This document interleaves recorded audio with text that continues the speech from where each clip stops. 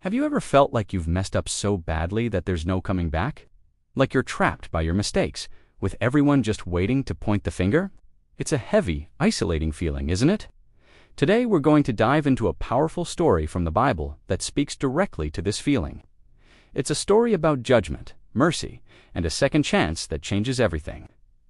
This is the story of Jesus and the woman caught in adultery, found in the Gospel of John, chapter 8.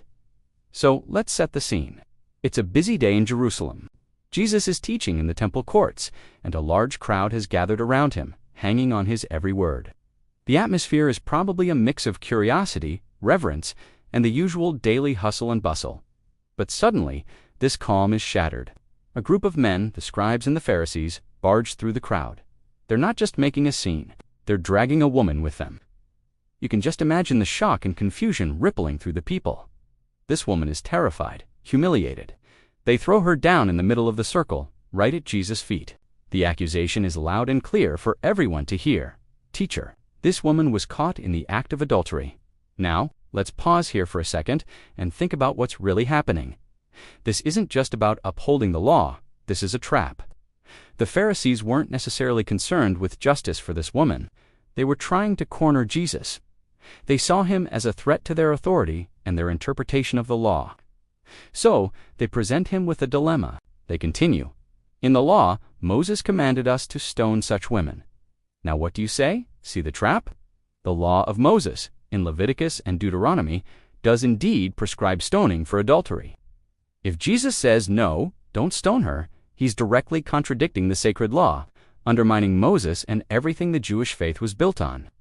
This would discredit him in front of everyone. But if he says, yes, stone her, he goes against the compassionate, merciful message he's been preaching. He would also be in trouble with the Roman authorities, because only the Romans had the legal power to carry out executions. So either way, they think they've got him. He either violates God's law or Roman law. He either loses his followers' respect or his life. The tension must have been unbearable. All eyes are on Jesus. The accusers are standing there, smug and expectant, stones likely already in their hands. The crowd is holding its breath, and the woman, she's on the ground, her fate hanging in the balance, facing public execution and ultimate shame. What will Jesus do? His reaction is completely unexpected. He doesn't answer them right away. Instead, he bends down and starts writing on the ground with his finger.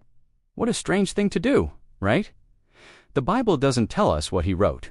Some scholars speculate he might have been writing the sins of the accusers, or maybe a relevant scripture. But whatever it was, the action itself is significant. It's a moment of deliberate pause. He's deflecting the tension, shifting the focus, and forcing everyone to wait. It's a power move, but a quiet one. The accusers are getting impatient. They keep pressing him for an answer. "So, what do you say?" they demand. They're not going to let him off the hook that easily. Finally, Jesus straightens up. He looks at them, not with anger or panic, but with piercing clarity. And he says one of the most famous lines in the entire Bible, "Let any one of you who is without sin be the first to throw a stone at her." Wow, just let that sink in. He doesn't abolish the law. He doesn't deny the woman's guilt. Instead, he turns the spotlight of judgment right back on the accusers. He elevates the standard. He's not just talking about the act of adultery, he's talking about the state of the human heart. Pride, greed, hypocrisy, hatred, all sin. He's essentially saying, you want to be the judge. Fine. But the qualification for being a judge is perfection. Are any of you perfect? And with that, he bends down again and continues writing on the ground, leaving them to wrestle with his words. The silence that follows must have been deafening. One by one, the accusers start to feel the weight of their own conscience. The oldest among them, perhaps the ones who have lived long enough to accumulate a longer list of their own secret failings, are the first to drop their stones and walk away. Then the next, and the next. The crowd watches as this group of self-righteous leaders dissolves, their plot completely unraveled not by a complex legal argument, but by a simple, profound truth. They came to expose the sin of a woman, and instead, they were forced to confront their own sin. Every single accuser is gone.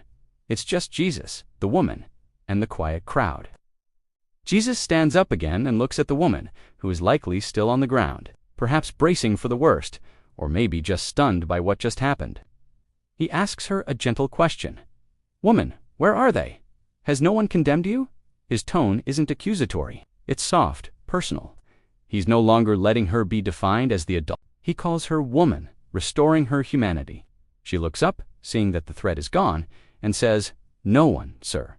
And then comes the climax of the story, the beautiful moment of grace.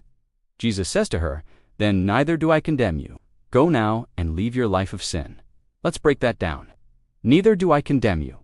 Jesus, the only one in that whole crowd who is actually without sin, the only one who had the right to throw a stone, chooses not to. He offers her mercy instead of condemnation. He offers forgiveness instead of judgment. He sees her not just for her worst mistake, but for who she could become. But he doesn't stop there. He adds, "Go now and leave your life of sin." This is not cheap grace. It's transformative grace. He forgives her, yes, but he also calls her to a new life, a better life. He's freeing her from her past, but also empowering her for a different future. He's saying, your mistake doesn't have to be your identity. You are forgiven. Now, live like it. Live in a way that honors this new beginning.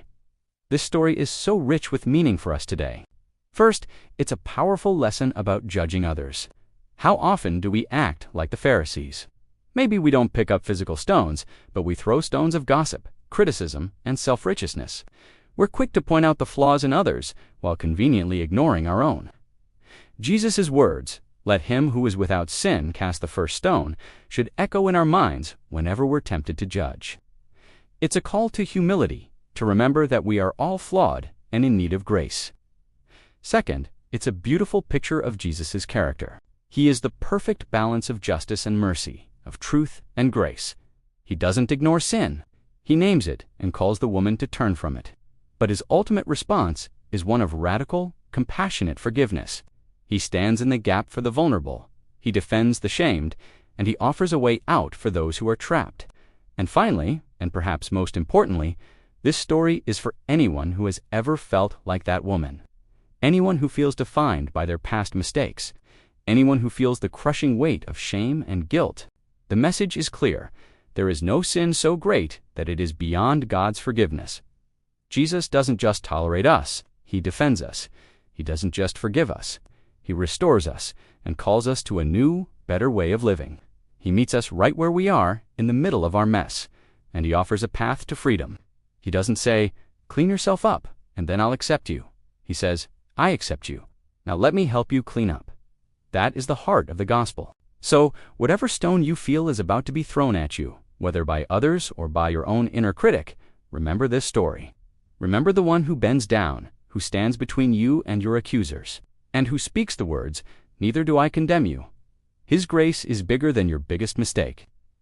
Thanks for joining me today to explore this incredible story. If it resonated with you, I'd love it if you hit that like button and subscribe to the channel for more content that dives deep into these life-changing truths. And share this video with someone who might need to hear this message of hope and forgiveness. Until next time, remember, you are loved and you are forgiven.